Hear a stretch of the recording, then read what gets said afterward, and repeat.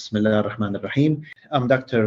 Ramzi Addas. I'm a consultant thoracic surgeon at the National Guard Hospital in Jeddah. Today, inshallah, I'm going to present to you the congenital diaphragmatic hernia and eventration. Congenital diaphragmatic hernias, or hernia, is a developmental closure defect resulting in discontinuity of the diaphragm.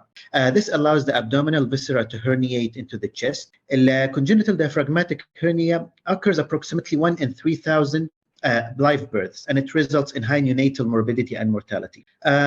أحب في البداية أعطي شوية embryological background للمشكلة هذه. The diaphragm is derived from the septum transversum, pleuroperitoneal folds, derivatives from the body wall, dorsal mesentery, a pair of pre-muscle masses lying opposite the first cervical segment تبدأ من لما يكون الجنين في بطن أمه 9 mm embryo. In normal conditions, the pleuroperitoneal folds fuse with the septum transversum, the esophageal mesentery, and the muscular ingrowth of the body wall, forming the muscular part of the diaphragm. أي خلل في هذا الفيوجن هيؤدي إلى congenital diaphragmatic hernia, which are different types. They are classified into posterolateral hernia, المعروفة بوكداليك, parasternal hernia, morgagnilari, في البريتونيو, pericardial hernia, central tender hernia, والeventration. ما هي eventration? ما هي hernia in particular, but we'll talk in it in detail. The most complete development of the diaphragm occurs at 9 weeks, while sealing of the left side occurs a week after the right side. Most cases, congenital diaphragmatic hernia has no identifiable familial link. The closure of the pleuroperitoneal canal should coincide the resolution of the normal physiological herniation. إذا the pleuroperitoneal defect persists at 10 weeks of pregnancy, then the returning intestine may enter the thoracic cavity, خاصة في left side, وتسبب الcongenital hernia.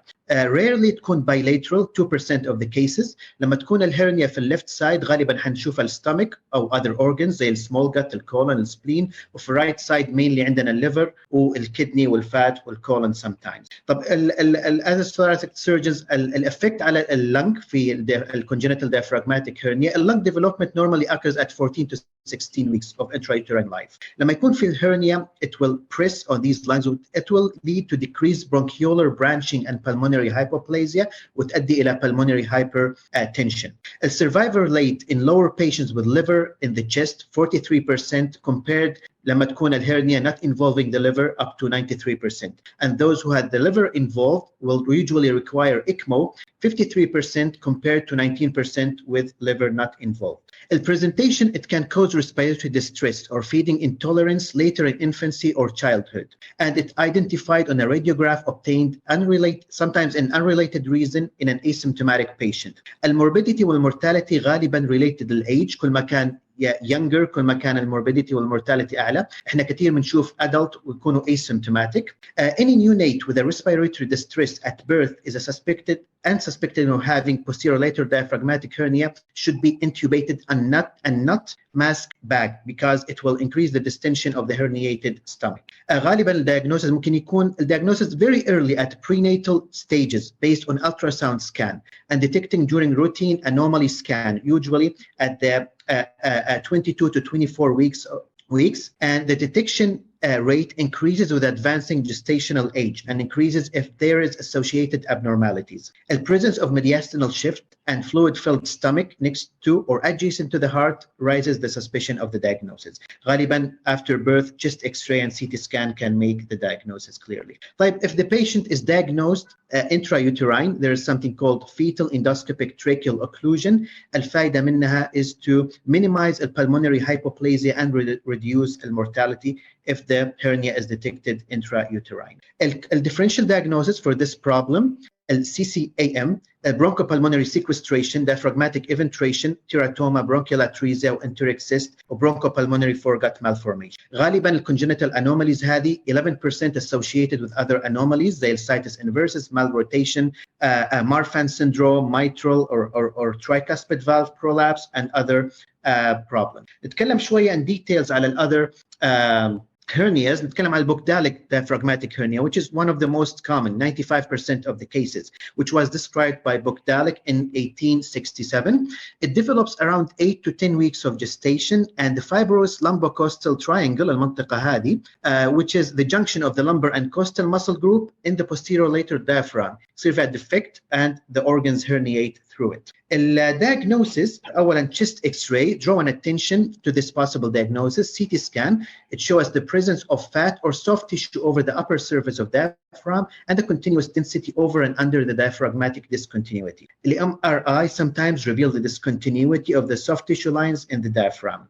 This is one of the biggest studies that is done on Bukdalic diaphragm. It's a literature review from 1955 till 2015 على أكثر من 180 ورقة علمية. And it shows that the male to female ratio أكثر في الميل البوكداليك hernia تصير في patients all age group from 15 to 90 years of age. The left side أكثر من the right side, 60% compared to 27%. It can occur bilaterally in 10% of the cases. وفي ربع الكيسز تقريبا 24% في precipitating factors. Pregnancy, one of the most common precipitating factors, 5.3%. أكثر الsymptoms في الadult بالنسبة للبوكداليك hernia, according to this study, 60% abdominal pain and discomfort, 40% pulmonary symptoms such as cough, wheezing, pain, infection, and they're like obstructive symptoms in 36% of the cases, and there are other less common symptoms as described here. طيب السيرجيكال مانجمنت بالنسبة لهذول البيشنت الريفيود في الارتيكل 18.8% there were no surgical, either a patient unfit or too old or doesn't want the surgery. 40% laparotomy. لا ننسى انه البحوث هذه من سنة 1955 ف very high اللاباروتومي كان حتى before the MIS. Thoracotomy 27%, laparoscopy 12%, or 80% of them were elective cases. Thoracoscopic repair in around 5% of cases, which was used in 60% of the cases. And the death was around 2.7, 2 laparotomy and 2 thoracotomy. In pregnant ladies who had operation, 58% has the operation in the second trimester. In patient with asymptomatic Bukdalic hernia detected at CT scan, mostly will find the omental fat inside the hernial area. The clinical symptoms of Bukdalic hernia are frequently vague and non-specific, include chest and abdominal symptoms, while gastric volvulus and obstruction and strangulation of the small and large gut are potential complications, with morbidity in some series being up to 32%. بعض الأحيان بسبب الرarity of this problem يصير misdiagnosis خاصة بالأشياء اللي نشوفها دائما في الثوراسيك hydropneumothorax, empyema, pleural effusion, pneumonia, which leads to delay in appropriate management, sometimes potential risk of strangulation, and in some cases chest tube insertion in this foregut hollow. الريكيرنس regarding to this study is 1.6%. وما كان في specific reasons for the recurrence حقيقة up to regarding this study. Most of them were repaired by laparotomy and mesh reinforcement. طبعا الديفيكولتي في الريكيرنس يكون في الادهيشنز اللي حيواجهها الجراح في recurrent. في some controversial issues regarding Bukdalic. Should we operate on all Bukdalic hernias? Should the operation be open or MIS, thoracoscopic or laparoscopic? Should the sac be excised? Should we use a mesh or no? And if we use it, what type of reinforcement? بالنسبة للسؤال الأول, should all patients Bukdalic hernia be operated? Most agree that all fit patients who are symptomatic and even those who are asymptomatic and detected incidentally should undergo surgical repair. طيب بالنسبة للapproach يعتمد على presentation. Is it an emergency or elective? The size of the hernia, the site of the defect, and the presence of complications. For emergency cases, laparotomy is the favored approach and using either a midline or subcostal approach. In difficult cases, a thoracoabdominal incision is sometimes required. طيب بالنسبة thoracoabdominal approach, usually we use it in large volume hernias, dense adhesions, and in case of recurrence hernias, sometimes we need to use both a thoracoabdominal approach. بالنسبة للساc, dissection of the sac is sometimes associated with a risk of pleural injury, خاصة في حالات recurrence, في حالات severe adhesions. So for this reason, some surgeons prefer to leave the hernia sac in place, خاصة إذا كانوا داخلين من abdominal approach. لكن keep in mind, leaving the sac in place have a higher risk of recurrence and a seroma development in this area. Should a mesh be used to reinforce the repair? The mesh reinforcement of the repair depends on the defect size. Sometimes in some papers it's recommended if the defect size is from 20 to 30 centimeters, and in other papers it was recorded that it was used in defects even 8 centimeter in size. Many prefer prosthetic graft reinforcement because of the continuing stress on the diaphragm that results from the respiratory movement and cardiac motion. A primary closure may not be possible in up to 50% of the cases. Polypropylene mesh has the benefit of providing identified support and excellent tissue ingrowth for these repairs. The concern always about these meshes about the erosion into the gastrointestinal organs, which represent a theoretical risk. Surgeons should take great care during the fixation of mesh with laparoscopic tacker while the diaphragm is relatively thin and near the pericardium. A laparoscopic repair, one of the most favorable approaches these days, and in comparison with the open approach, it shows that it decreases morbidity, eases the hernia reduction, it's easier for adhesiolysis and short hospital stays for patients who underwent laparoscopic repair. Thoracoscopic repair, one of the main advantage is the dissection in the mediastinal area, especially if there is adhesions in this area. So we can do the dissection under direct vision, which decreases the possible complication. So it can be done laparotomy, thoracotomy, thoracoscopic or laparoscopic, and even these days there are reports about robotic assisted thoracoscopic repair of bucolic hernias with excellent results. So there's no randomized controlled studies. The choice of the repair is left entirely to the individual surgeon. Preferably surgical repair is performed in elective setting and is a treatment of choice.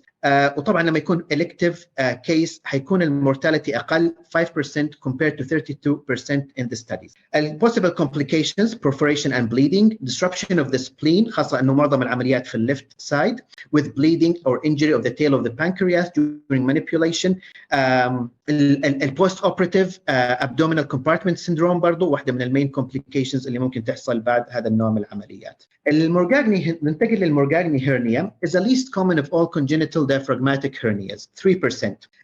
بسبب lack of fusion of the sternal and crural portions of the diaphragm. Usually it's associated with Down syndrome, Turner syndrome, dextrocardia, and tetralogy of Fallot, and is usually an incidental finding in adults. Clinical manifestations are non-specific زي كثير من حالات البوكداليك. Could be gastric outlet obstruction, respiratory distress, intestinal ischemia.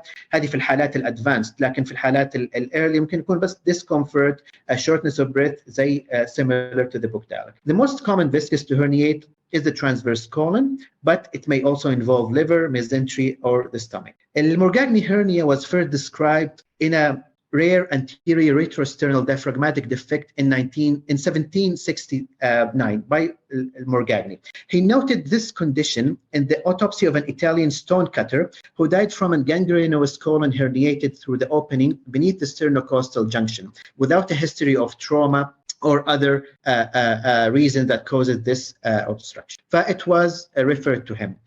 Sometimes it's called Morgagni-Lari. Morgagni-Lari hernia is usually asymptomatic in the neonatal period and may present in adulthood with incarceration.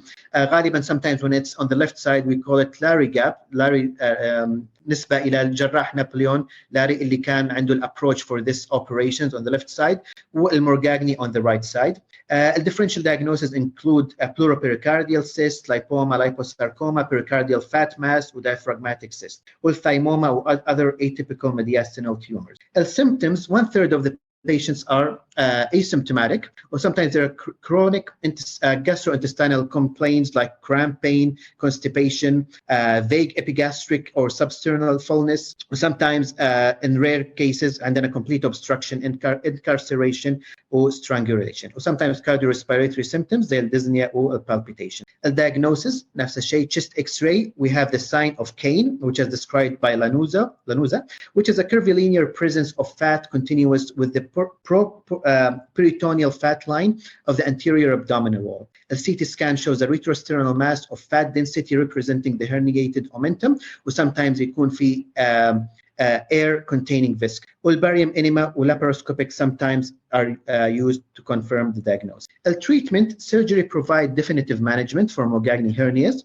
Because there's low prevalence of Morgagni hernia, it is impossible to compare operative and non-operative management. It is easy to justify surgery for symptomatic patients. In asymptomatic patients, hernia may enlarge over time, so many surgeons prefer to do an elective surgery repair. A surgical approach: نفس الشيء, could be abdominal or thoracic, minimally invasive or open. لكن principles of operation, we have to adhesions are taken down, contents of the hernia are reduced into the peritoneal cavity, sac is generally resected, tension-free closure is required to prevent recurrence.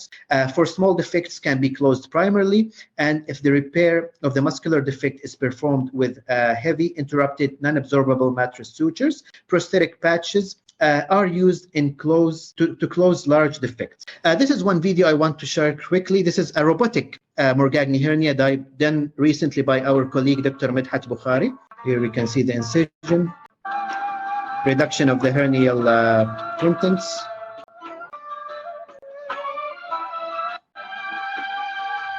the repair,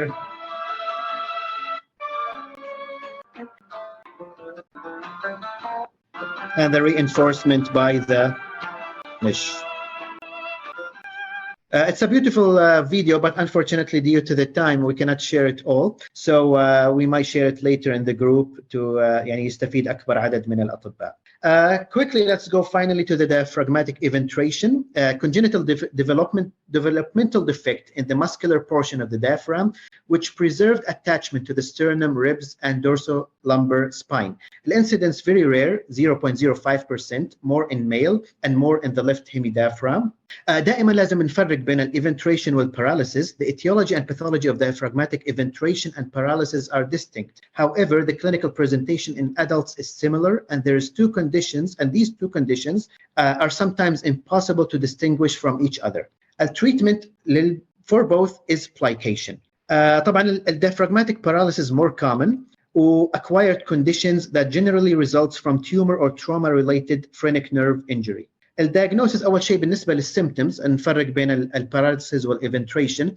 الduration and progression of dyspnea and orthopnea is critical.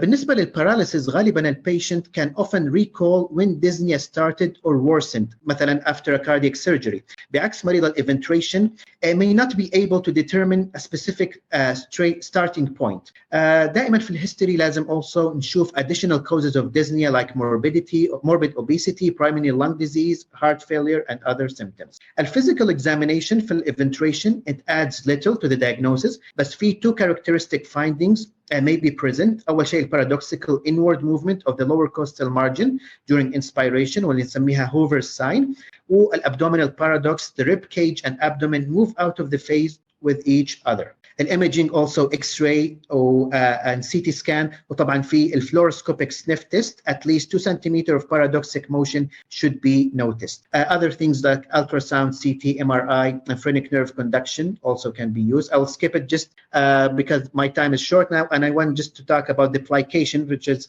important in this part. Plication, indication for plication are based predominantly on the presence and severity of symptoms, mostly respiratory, and their impact on quality of life. Dyspnea and orthopnea that cannot be solely attributed to another disease, and elevated diaphragm that is not caused by other pathologic process other than eventration or paralysis. A relative contraindication للplication and then a body mass index more than 35, neuromuscular disorders like amyotrophic diseases, previous upper abdominal operation, bilateral hemidiaphragm elevation, or calcified non-plicable diaphragm. نفس الشيء بالنسبة لعمليات الplication. It developed enormously from an open techniques in the previous eras to the laparoscopic, thoracoscopic, and robotic techniques recently. Principles of surgery واحدة. في الopen transthoracic plication, traditional approach to treat symptomatic patients. Posterolateral thoracotomy is performed through the 6th, 7th, and 8th intercostal spaces. Plication could be hand-sewn, U-shaped, U-stitches, mattress sutures, running sutures with or without pledget. Also, we can use a stapling technique with or without mesh. And there's other technique, which is resecting the redundant portion of the diaphragm and reapproximating the tissue in overlapping layers. This can be done open or laparoscopic, thoracoscopic عفوا, VAT, 2nd, 3rd, or 4th, or 3 ports. واحدة من studies Freeman was done by Freeman on 25 patients he did a thoracoscopic plication, and he did it successfully in 22 patients, and he found that there's improvement in the FVC, FEV1, and TLC in comparison to thoracotomy patients. A technique of laparoscopic diaphragmatic plication, I will end my lecture by this technique. It's compared of two parts, posterior plication and anterior plication. We start always with a posterior plication with interrupted plicated stitches. First, plicate the posterior portion of the hemidiaphragm in an anteroposterior direction. Always place the first stitches as far posteriorly as possible, mid-distance between the lateral and medial borders of the hemidiaphragm. Then go to the anterior, do an anterior traction on the first stitch to help to pull the diaphragm upward and to expose the more posterior aspect of the subsequent stitches. Usually 3 to 4 stitches antero-posteriorly. This aspect is technically challenging, posterior aspect. Then we'll go to the anterior plication, which is easier. Place 2 to 3 weaving stitches in a posterior-anterior direction to plicate the anterior portion of the hemidiaphragm. This part is straightforward, and access to the anterior portion of the hemidiaphragm is excellent. The end of the operation, the plication should sufficiently be tight, but with care not to add any more plication stitches that could tear the diaphragm. والشكل النهائي مفروض يكون T-shaped زي الصورة اللي شايفينها فوق هذه. Possible complications, usually, as we mentioned earlier, دائما نحط abdominal compartment syndrome in our mind in these cases. These are the references. I hope I was able to give you like a short lecture about these 3 major topics وتكون استفدتوا منها ويعطيكم العافية. شكرا جزيلا، عرض رائع، بارك الله في حضرتك. يعطيك العافية دكتور، شكرا جزيلا. الله يعافيك. I think it was a comprehensive discussion over a small short period of time. We'll leave the questions like we agreed till the end. We present the next speaker, Dr. Ahmed Habib. السلام عليكم، أهلا بكم. أهلا. Dr. Ahmed Habib is a thoracic surgeon from New Cross Hospital, and he'll be talking about diaphragm paralysis. So, diaphragm paralysis is an interesting topic. When you come to put a puzzle together, you start to identify the shapes and look at the empty slots, and try to put the patterns that fit in order to complete it. We know some things about diaphragm paralysis and how to treat it, but we really haven't got the grip of treating these patients and giving them what they really need. So inshallah, I'll give you a summary of some things that we know, but there will be a lot of things that we don't know and we need to look into on our avenues of research. So one of my colleagues a few weeks ago was taking down a mammary artery, and as he took it down, he cut through the phrenic nerve. And he told me, I just stitched it together, and post-op it worked. So I told him that's impossible.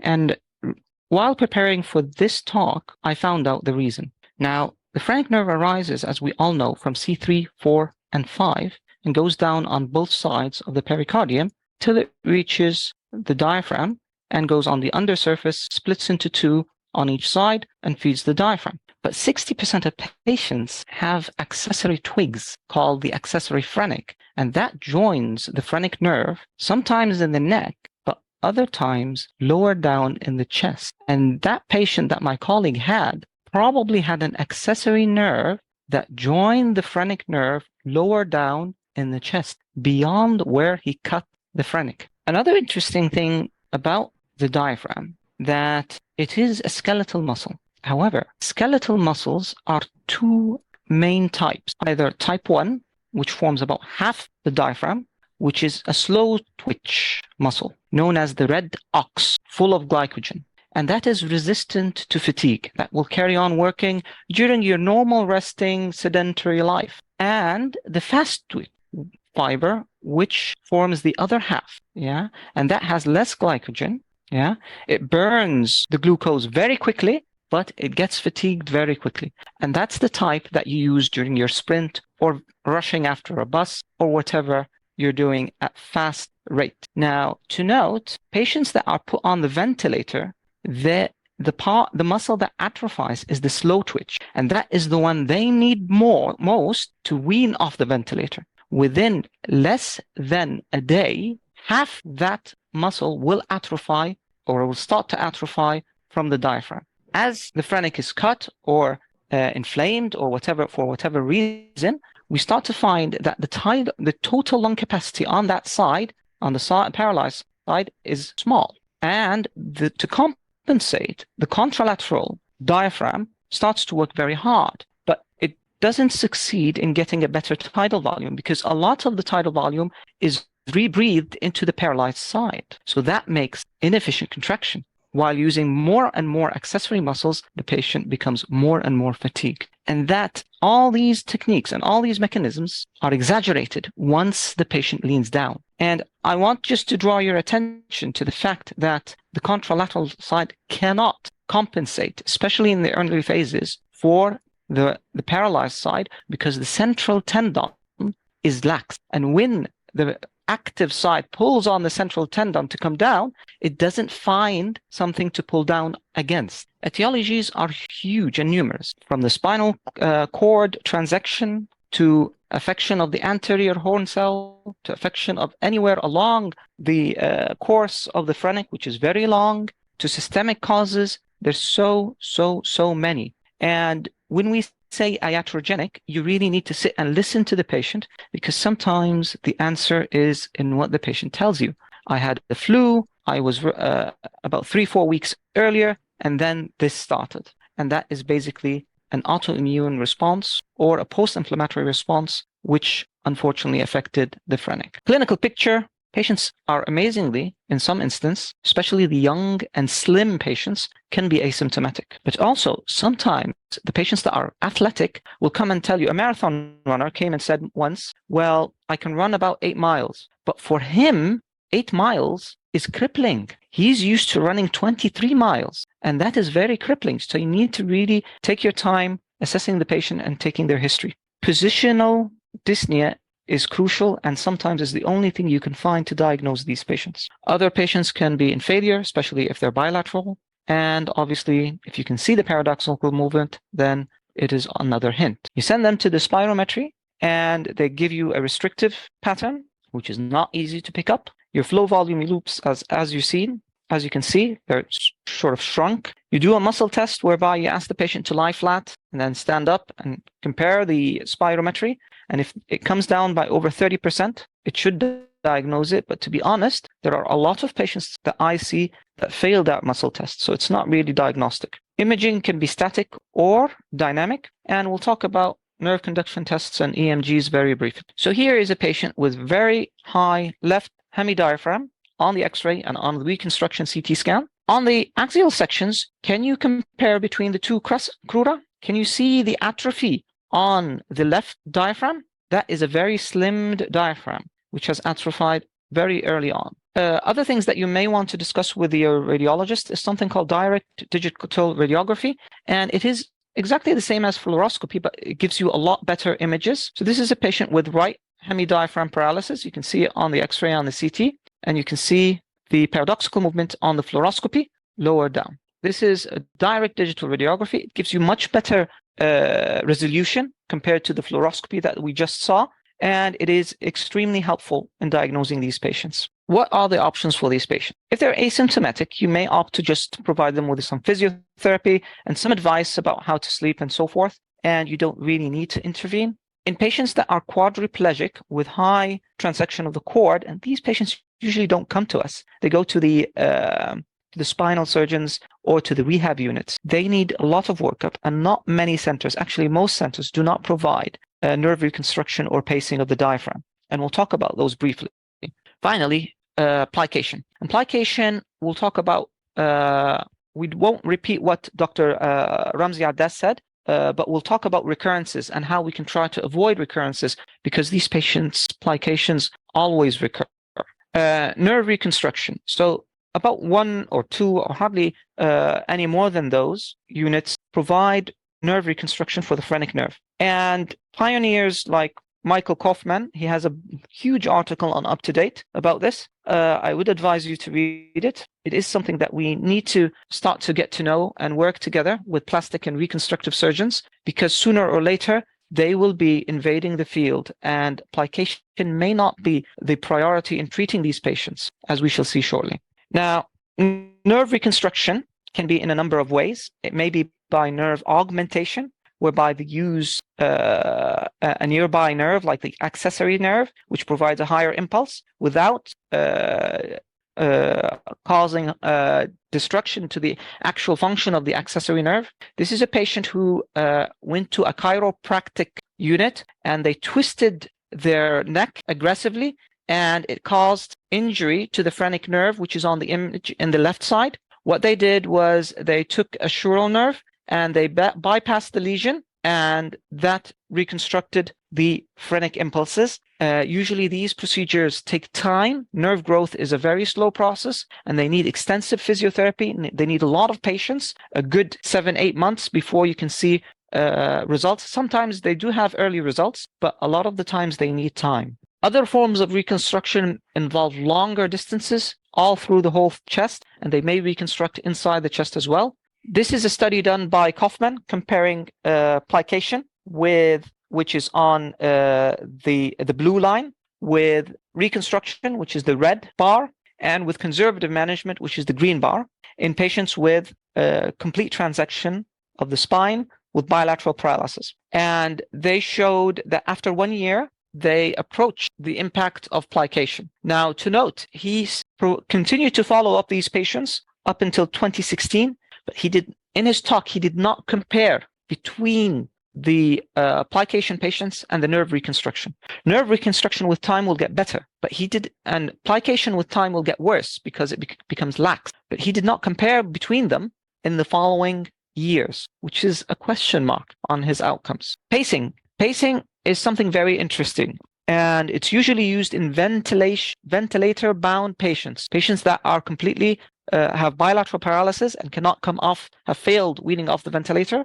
It is usually done simultaneously with nerve grafting. The integrity of the phrenic nerve has to be there. They cannot, up to date, pace directly the motor end plate. It has to be there has to be an EMG, a nerve conduction test, proving that from the anterior horn cell till the motor end plate, there is phrenic nerve conduction. In patients like amyotrophic dystrophy, where the anterior horn cell is crippled or attacked, or in patients with polio, you cannot provide them with phrenic nerve with pacing. Also, in patients that we see where the phrenic nerve is transected or is injured and is paralyzed, you cannot pace them to date. But this, as we shall see, different pacing types are coming closer and closer to pacing the motor end plate. So, just to give you an idea, the image on the right-hand side is a patient that is ventilated with a temporary phrenic pacing. They do that by special central lines, which are applied through the subclavian vein. They use this a lot in COVID patients, and they had 2 transducers, which are approximated close to both phrenics, and they temporarily pace the patient to wean him off the ventilator, and this is then removed later on. In the middle and the left-hand side are pacers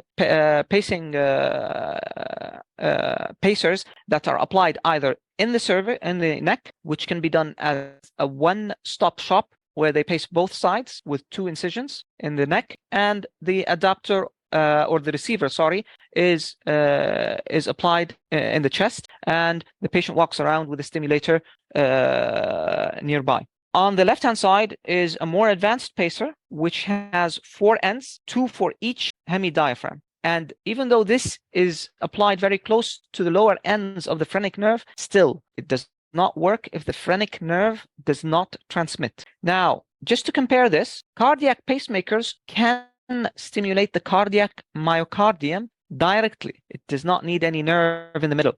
And this is something very interesting for us thoracic surgeons to think about. To note, pacers are usually not used by us. They're used by reconstructive surgeons who have a background in plastic surgery, and by rehab unit where they receive patients that have had their spine transected in traumas. So we are really far away from this field, and we need to be involved. Plication. In short, plicating the diaphragm for patients with diaphragm paralysis is something that we all do, and Dr. Ramzi kindly alluded to different ways of plicating the diaphragm, but the studies have shown that however you plicate the diaphragm, you don't provide a patient with anything better than 10 to 20% improvement. And if the phrenic nerve is a slow healer, then the true message of any pathway is to wait for the phrenic nerve to regenerate, because that may be the best option for the patient long term. If you plicate the patient too early,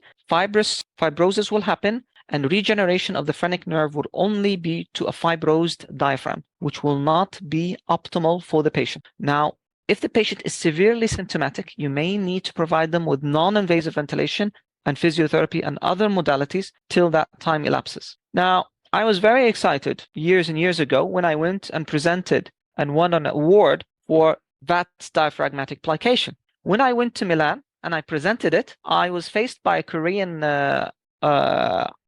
consultant who asked me, he told me, how long did you follow your patients up? Because all these patients tend to recur within 2 years. And I didn't have an answer. And unfortunately, the rest of the audience had the same experience. So we can all plicate the diaphragm.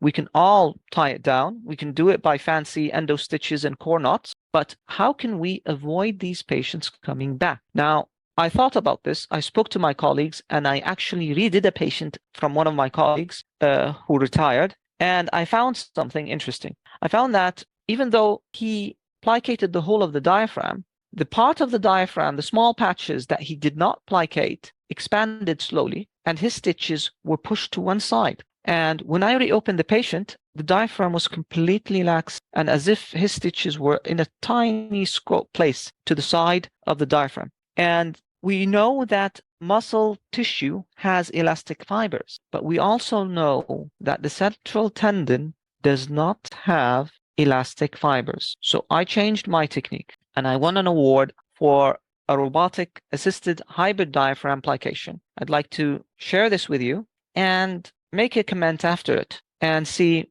what we can do for these patients, which may help them a little bit better. Dr. Ahmed, your video has no audio. Can you comment as we go? Can you not hear it? I don't know. I don't hear anything. Really? Okay. Sorry about that. I thought you could hear with me. Okay, so basically what we're doing is we're making a utility port, which is at the level of the 10th rib. And then we used a 2 millimeter drill, and we made about approximately 5 holes in the lowermost rib, which is approximately the 10th rib, just above the insertion of the diaphragm.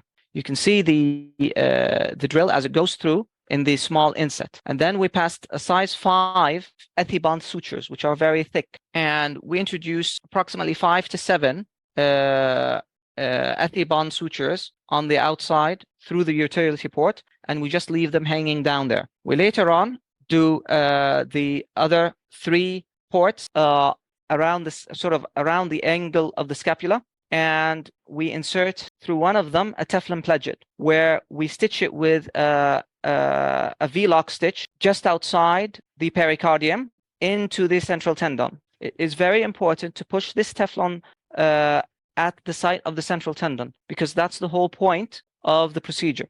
We want to avoid having any muscle between us and the contralateral diaphragm, which is functioning.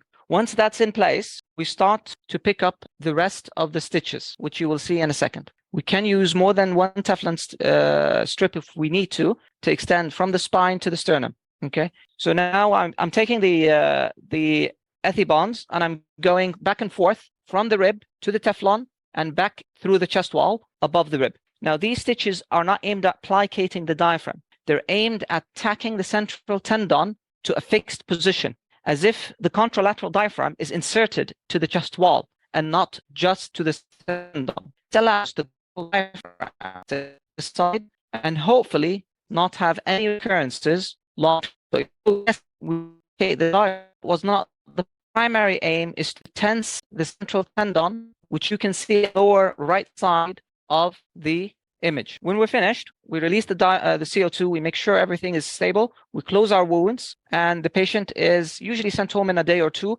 with the drain. We usually leave the drain because they have a massive exudative reaction. Now, this is the patient post-op on the right-hand side with the diaphragm tacked down. This is a year later, and we did a sniffing test for that, and it showed that the diaphragm was non-mobile. This was another lady who I did about 2.5 years ago, and again, the diaphragm stayed in position without any relapse. Most of these patients will relapse in a couple of years or more, depending on your technique, but they will relapse. Up till now, I've only done a handful of cases. It's very interesting to see what will happen in the future, but it is something that I would like to hear your opinions in the future if you would like to have a go at it with your patients. We don't see many of these, but it would be nice to look at these in multiple centers and see whether it's reproducible or not. I have done a couple of cases open as well before I started robotic, and I also drilled through a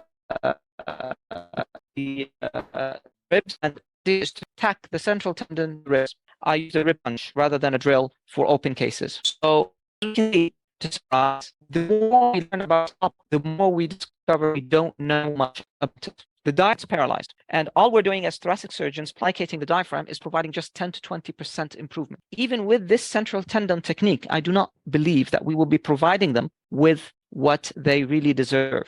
The diaphragm as a muscle is still alive. It's just not receiving nervous input. I think we need to look into how we can pace the diaphragm muscle, which is still functioning muscle, just not receiving a nerve impulse. That's a big question mark that we need to work on. And if we don't do that as thoracic surgeons and work together in collaboration with our plastic and reconstructive colleagues and rehab colleagues, sooner or later, someone will find a solution for these patients. Thank you.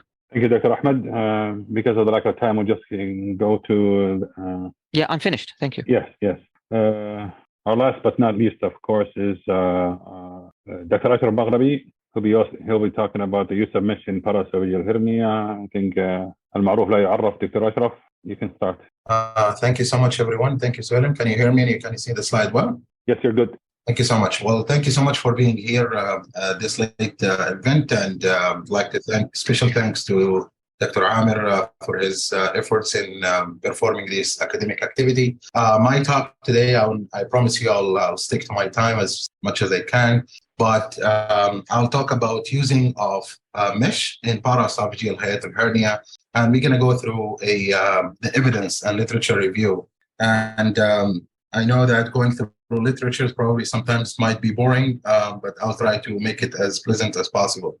So bear with me. I'm going to skip a few slides just for the sake of the time that we have overnight. So I have nothing to disclose in my talk. My objective for my talk, I'll talk briefly about the paraesophageal hernia and what will be the challenges that we face as surgeons when we're dealing with such patients, as well as the bulk of the lecture will be about the evidence review and the literature about using mesh in particular for symptomatic patients with paraesophageal hernia. And then I'll touch base about why should we shift the dime into using biological mesh rather than ordinary one.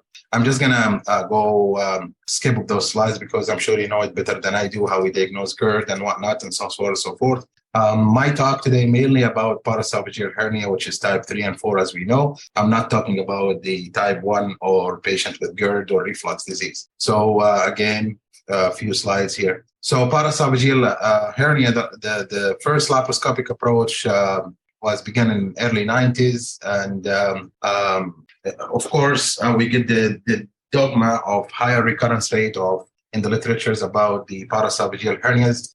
Custer and Glory were introduced as synthetic mesh reinforcement in 1993. That was first done. And Kosheri was the first laparoscopic surgeon who attempted laparoscopic repair, as we know, for paraesophageal hernia. So the paraesophageal hernia actually is a little bit challenging, and the reason for that has higher tension in the hiatus. The reason for that, as we all know, due to the esophageal shortening, of course, the changes and the natural pressure gradient between the chest and the abdomen. Of course, when we deal with a large hiatal defect and the patients, as well as the dynamic function of the diaphragm, and most of the recurrences that we see nowadays, this is probably variable, but we mainly we see it more anterior.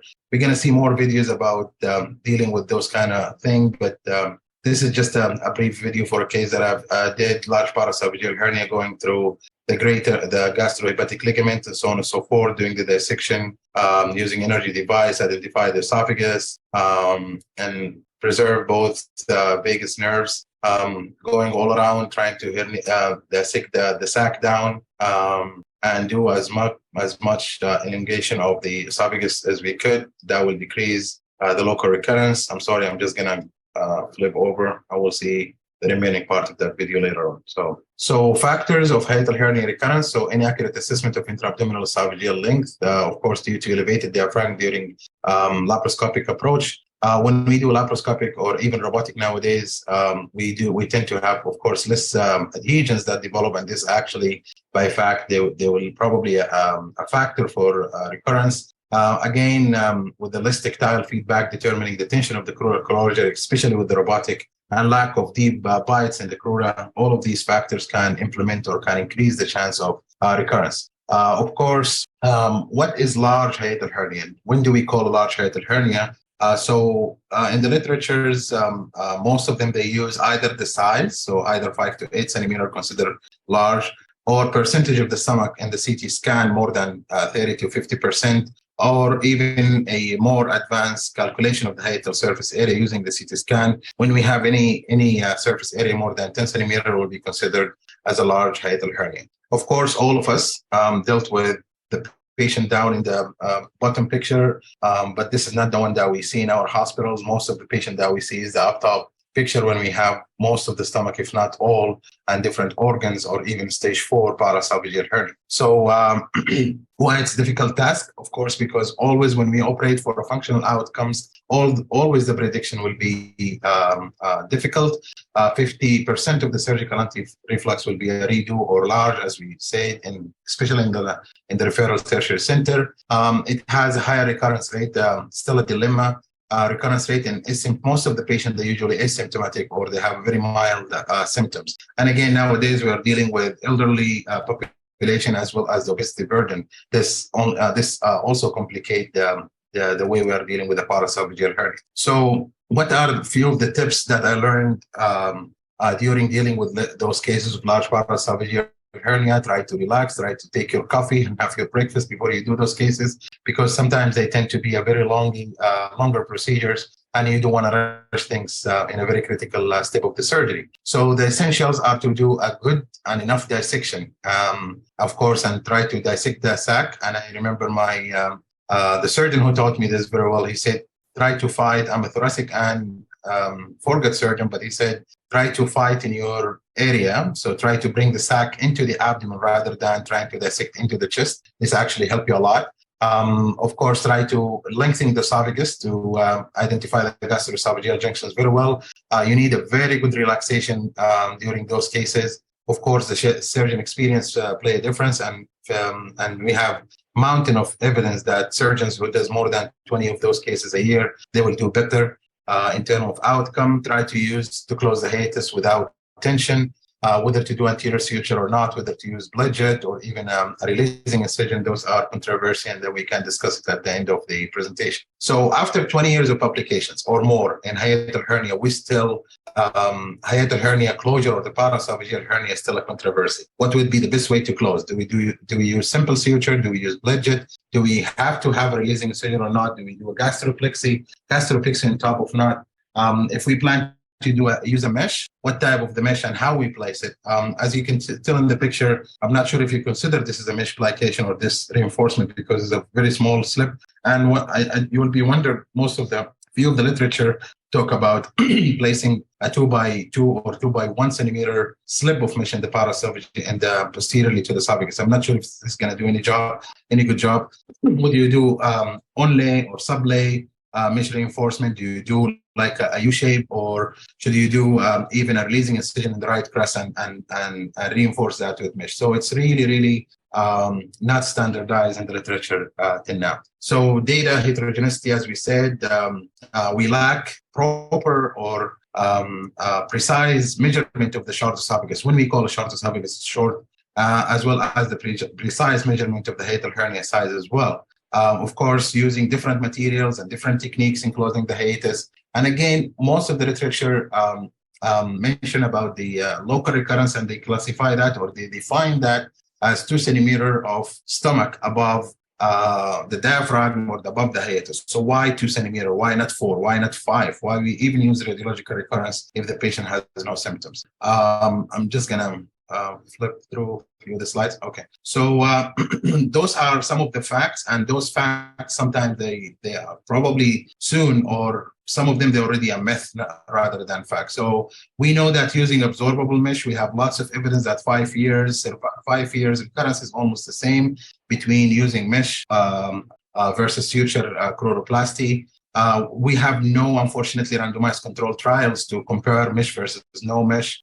Meta-analysis failed to show superiority with most of the mesh studies that we know about so far. And again, no standard definition of the original size of the hernia, the type of the recurrence, the shape, or even the mesh that has been used. And we know from the literature that mesh, especially the non-absorbable one, tend to erode into the esophagus, but the reported cases are extremely rare. So does actually the recurrence matter? This is a nice review paper in 2019 published, and after reviewing more than 320 patients. And again, they defined the recurrences to more than 2 centimeters above the diaphragm with a mean follow-up of 20 months. They found 15% of those patients, they have a recurrence within 5 years. Within 20 months of follow-up, but 6 of them actually had a large, more than 5 centimeter recurrence. Only 3 patients had symptomatic recurrence, and the overall reoperation rate was 1%. So again, 15% recurrent, but only 1% of the patient actually has a recurrence that requires reoperation. So do we need to still use a 2 centimeter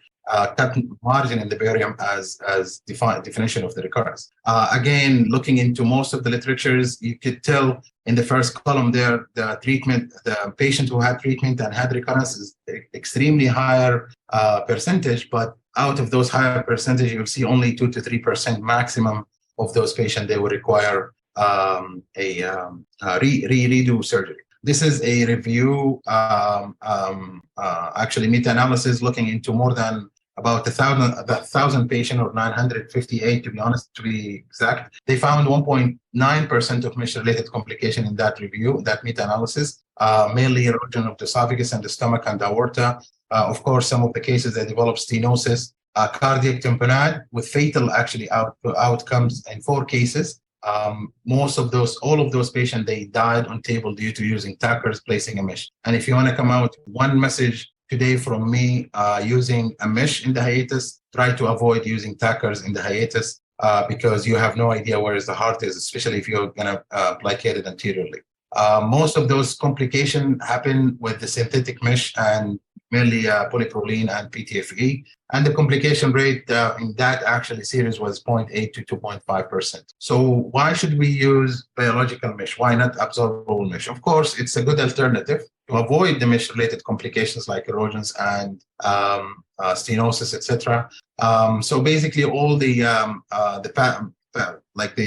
advantage of it, it's a temporary collagen matrix that allow native tissue ingrowth to the hiatal repair, resulting in a very strong, better and stronger closure. One of the most advanced mesh that we use nowadays called Phasix HT mesh, and it's a composed of poly-4-hydroxyglutarate with a Cipra technology coating that you can actually make it facing the bowel. And the good thing about it has a very slow reabsorption rate over 12 to 18 months. It's better than Surgisys, which is absorbed usually in 3 to 4 months, and a little bit better or longer than BioA that actually takes 6 to 8 months to fully reabsorb.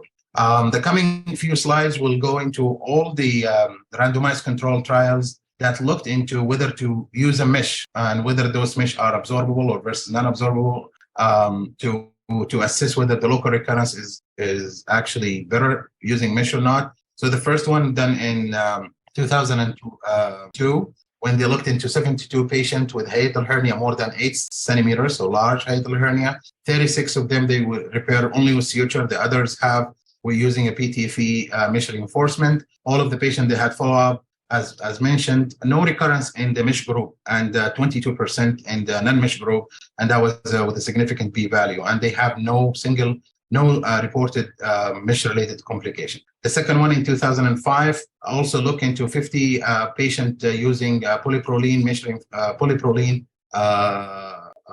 with mesh reinforcement versus 50 using only suture closure, and they found that also decrease in local recurrence at 1 year follow-up, 26 in the suture group and only 8% in the mesh group, with no reports of mesh complication. In 2011, Oschlager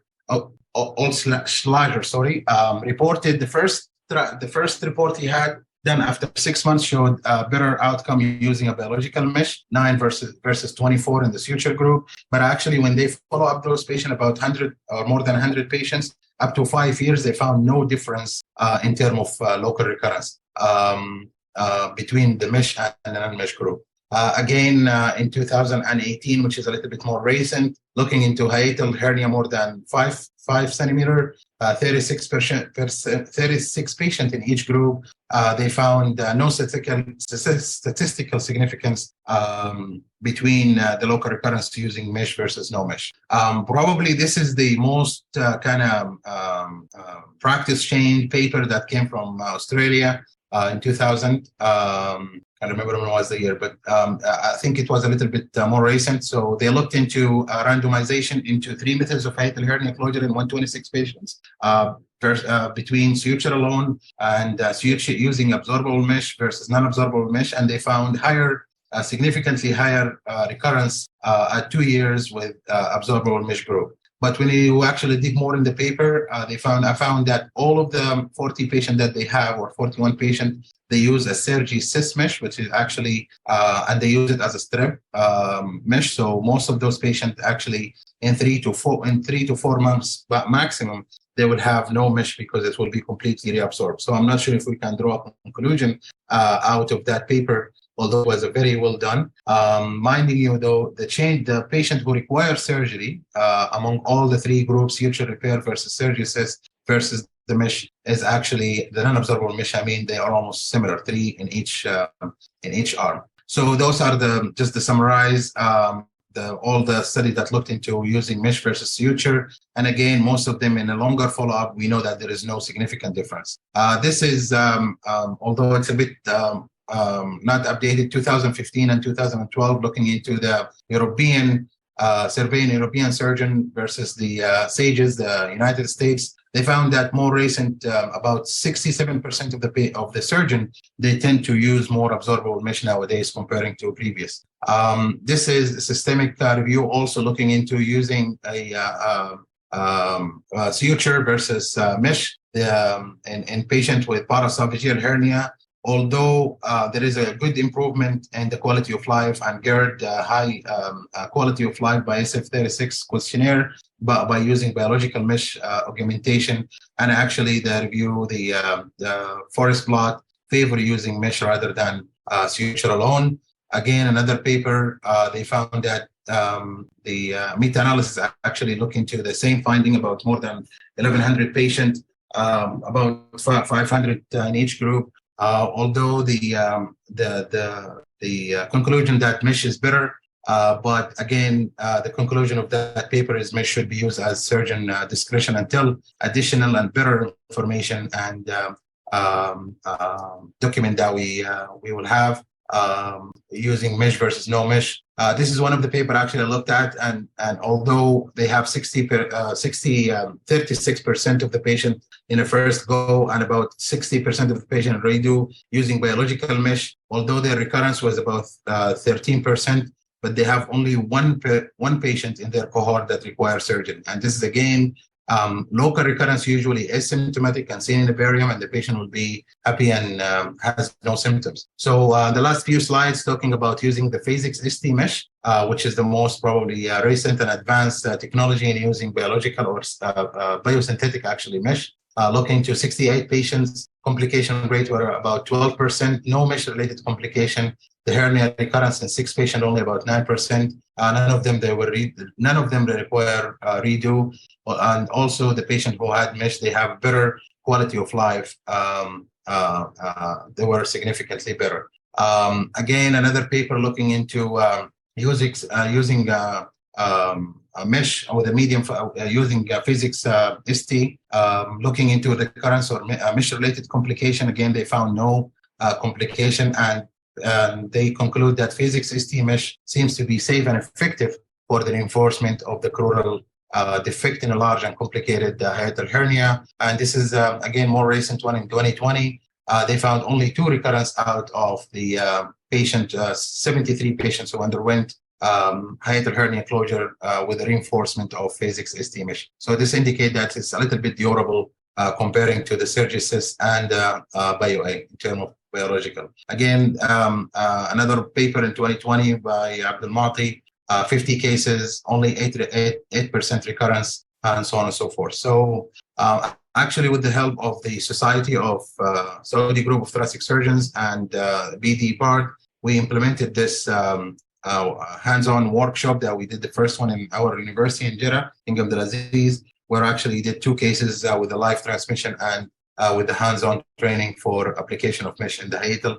And hopefully we're going to do the next one soon after Ramadan. And I'm inviting you all to, if you have the chance to, join us to learn from each other. So to conclude my talk, consensus or the decision about the mesh continue to be elusive, and actually we need a higher level of evidence to address the mesh controversy in paraesophageal hernia patients. It seems that the mesh reinforcement can effectively reduce the hernia recurrence rate. Mesh related complication, although it's serious sometimes, but it's quite rare and more less than what it thought to be in the past. Local recurrence radiological is way more than the clinical ones. I hope that one day we will see whether the mesh placement, whether to be standard or not. Most of the RCTs include a higher number of synthetic and a very little data about the biosynthetic or the bioabsorbable one. Heterogeneity of the mesh data is still going to be the issue about what would be the best thing to how to place the mesh and so on and so forth. And again, most of the trials did not include bioabsorbable mesh like BioA or Phasix ST. And our future direction, hopefully with the help of the Arab Society for Thoracic Surgeons, we can implement a multi-center randomized trials even in the Middle East or the Arab countries to gain like more than 100 patients in each arm, all of them more than 4 or 5 centimeter symptomatic paraesophageal hernia, to examine whether suture alone or suture with bioabsorbable mesh will have any implication with our endpoints of clinical recurrence at 1 and 2 and 5 years, as well as the mesh-related complication and rate of redo cases. So I'd like to thank you all. And at the end, as I said, if you want to have an evidence for your practice, trust me, you're going to find it in the literature. So it all depends at you at the end as surgeon and the patient choice. Thank you so much. Thank you very much. So we conclude all the topics for tonight's session. I'd like to thank all the speakers, Dr. Ramzi and Dr. Ahmed and Dr. Ashraf. And we have some time to discuss a couple of questions. So the floor is open. And I'd like to thank Dr. Amr Ibrahim for making all this happen. شكرا لحضرتك فندم. شكرا لحضرتك وجميعا. Any questions from the audience? There is one question, Dr. Swilam, as a chat by Professor Masin Al-Hamoum. Why bilateral hemidiaphragm eventuation is contraindication for, I think, plication? Question for Dr. Ramzi. Dr. Ramzi. Yes, it's a relative contraindication. I think these cases usually when you have bilateral, it's usually due to paralysis rather than an eventration per se. These cases are really rare, and there is not much case numbers to have a solid answer for it. But in the papers that I read and the case reports that I've seen about eventration and paralysis, usually bilateral, they deal with it more by pacing more than operation and plication operation. And usually they are more related to paralysis issues rather than congenital problems. So that's why it's a relative contraindication. Okay. And not an absolute. Yes. If you don't mind, I think, I haven't seen a bilateral eventration before, but dealing with unilateral eventration plication, you need to be really careful, and they may tear easily, and I would tend to put a mesh. Actually, I have a question with Dr. Ahmed since he raised it up. You said no matter what you do, for paralysis, you'll still have laxity and the incidence is high, and you may go back again and operate. So how can you avoid it? And using a mesh will avoid or early recurrence? So I looked back at the data when I was in another trust when I was faced by that question from the Korean consultant in Milan in EACT, and I did find that they did the spirometric values over the course of 18 months did come down slowly. And I spoke to other consultants in the UK, and they agreed with me. And I think no, that you could plicate as long as you don't leave any muscle elastic enough to stretch and push your stitches to the side, you may succeed. And the easiest thing is just to put a mesh. But then the plication on its own needs to be intense. Most of us are head towards minimally invasive surgery, and yes, we like the patient expense of longevity and the quality of the operation we offer. Sorry, let me just get this off. So the way you do an open plication is where you put loads of stitches and many and during your procedure, the studies have shown that the improvement is only by 15 to 20%. And most of the plications are done in elder population, which may satisfy their needs. But in plication in a young, active male, Alaikum. I have read a paper about the transplantation, and I think it was a case report about the transplantation of the phrenic nerve after a partial resection. And I'm asking about this experience in future about the correction of diaphragm plication. The second question is to please, the second question, Dr. Habib, is I want to ask in your new technique, why do you send people to home with a okay, so nerve reconstruction. Is it mandatory or you have the choice? Thank you. Yeah. Okay. So I'll answer the second one. I'll answer the second question first because it's easy. The reaction from Teflon is the exudative reaction is effusion, and simply take it out in the outpatient. With reconstruction, where he takes the sural nerve, his outcomes are better with time. They're not the best. It takes a long time. These are patients that we don't tend to see. These are quadriplegic patients that are on the ventilator that have no other option. They are patients where the cervical spine transected high up. Now, but that doesn't mean we cannot learn from them. I think we can learn from him, and I think the principle that the muscle is still alive, it just needs something to activate its motor and plate, is something that puzzles me. And I think we should try to think together to find a solution where we can stimulate the motor and plate and then get that patient back to not just 20% capacity of lung volumes and spirometry, but maybe back to 100%. Yeah, thank you. إذا ممكن أسأل دكتور حبيب بالنسبة للبيسينج، هل شفت أي حالات بيسينج بالنسبة للباراليسيس في الديافرام؟ Okay. I haven't personally. I'm due to contact a rehab unit which takes on patients from the spine unit. Yeah. And see and try to get in touch with them. I think we need to work on this. This is not something available in Europe, the whole of Europe. The unit that does this is only one unit in the States. Yeah. And if we work together, we can do a lot. Now, that unit in the States has seen over 500 cases in 20 years, but their catchment area is 330 million, which is the number in the States. We as Muslims in the Arab country, if we work together and put our minds together, yeah, we are beyond 450 million. Yeah, this needs a lot of collaboration. This is something that not just one person can do on his own. I don't know if أي أحد من الزملاء عنده خبرة أو شاف حالات أو سووا عندهم في المركز حالات.